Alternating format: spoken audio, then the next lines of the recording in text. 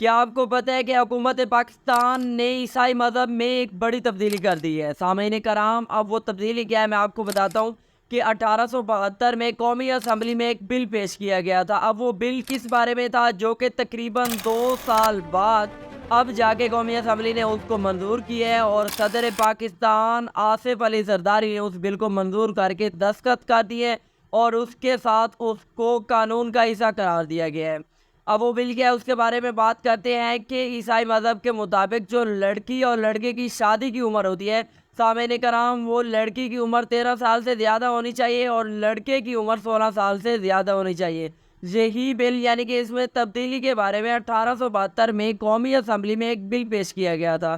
اب جو آج بل یعنی کہ آصف علی زرداری نے جو بل منظور کی ہے، اور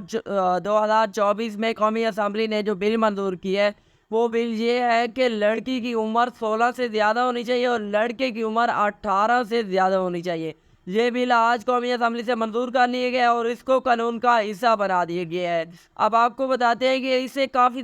زیادہ مسائل کیسے حل ہو سکتے ہیں، تو وہ آپ کو بتاتے ہیں کہ اس سے جو مسائل بن رہے تھے، جیسا کہ چھوٹی عمر میں لڑکیوں کا فیصلہ کرنے کی طاقت نہیں ہوتی، جس وجہ سے ان کی شادی ہو جانا اور دوسرے مذہب میں جانا، کافی سارے ایسے مسائل آ رہے تھے، ان سے زیادتی کے مسائل آ رہے تھے، تو ان سارے مسائل کا حل نکل آیا ہے۔ اب جب لڑکی کی شادی 16 سال سے زیادہ عمر میں کی جائے گی تو وہ کافی زیادہ سمجھدار ہو جائے گی، اور حکومت پاکستان نے اس بل کو منظور کر کے دستخط کر دیے اور اس کو قانون کا حصہ بنا دیا ہے۔